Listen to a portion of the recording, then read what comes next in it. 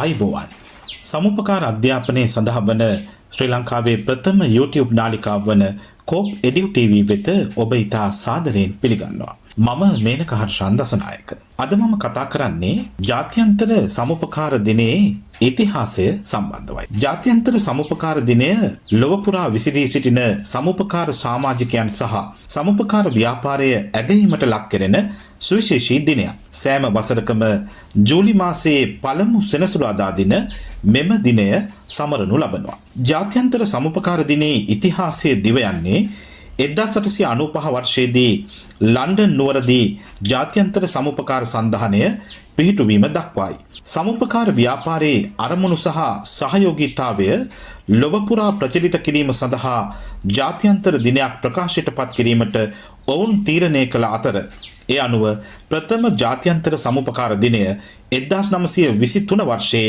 ජූලි මාස 7 වෙනිදා සමරනු ලැබුවා. දිගු කලක් තිස්සේ සමුපකාර සන්ධානයේ විසින් පමණක් සමරනු ලැබූ මෙම දිනයට 1992 වර්ෂයේදී එක්සත් ජාතීන්ගේ මහා මණ්ඩලය විසින් නිල පිළිගැනීමක් ලබා දුන්නා. එක්සත් ජාතීන්ගේ මහා මණ්ඩලය විසින් යෝජනාවක් සම්මත කරමින් ජාත්‍යන්තර සමුපකාර සන්ධානය පිහිටුවා වසර 100ක් සපිරෙන 1995 වසරේ සිට සෑම වසරකම ජූලි මාස පළමු සෙනසුරාදා දිනය ජාත්‍යන්තර සමුපකාර දිනය ලෙස නිල වශයෙන් ප්‍රකාශයට පත් කළා. මෙම දිනය ප්‍රකාශයට පත් කිරීම පිටුපස ප්‍රධාන අරමුණු කීපයක් තිබෙනවා. ඒ තමයි දැනුවත්භාවය ඇති කිරීම, සමුපකාර ව්‍යාපාරයේ වැදගත්කම සහ එහි සමාජ ආර්ථික දායකත්වය පිළිබඳව ලෝක ප්‍රජාව දැනුවත් කිරීම. ජාත්‍යන්තර සහයෝගීතාවය ලෝකයේ විවිධ රටවල් අතර සමුපකාර සහයෝගීතාවය ආර්ථික කාර්යක්ෂමතාවය සහ ලෝක සාමය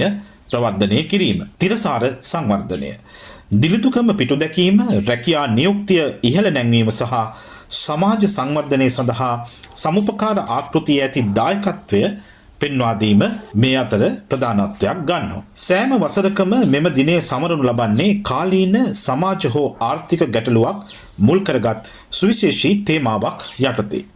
සාධාරණ වෙළඳාම, දේශගුණික විපර්යාස, කාන්තා සන්නද්ධකරණය සහ තිරසාර සංවර්ධන අරමුණු වැනි විවිධ මාතෘකා ඔස්සේ වසරින් වසර මෙහි තේමාවන් වෙනස් වෙනවා. සමුපකාර ව්‍යාපාරය යනු හුදෙක් ලාභය මත පමණක් පදනම් නො වූ සියල්ලන්ගේම දියුණුව සහ සහයෝගීතාවය අරමුණු කරගත් මානුෂීය ආර්ථික ක්‍රමවේදයක් වන බැවින් මෙම දිනය ලෝක ආර්ථිකයට ඉතා වැදගත් සන්ධිස්ථානයක් ලෙස සැලකෙනවා. ජාත්‍යන්තර සමුපකාර දිනයේ ඉතිහාස කතාව පිළිබඳවයි ඒ ඔබට කෙටියෙන් දැක්වුවේ. ඔබේ දැනුම වර්ධනය කර ගැනීම උදෙසා තවත් මෙවැනිම වීඩියෝවක් මගින් හමුවෙමු.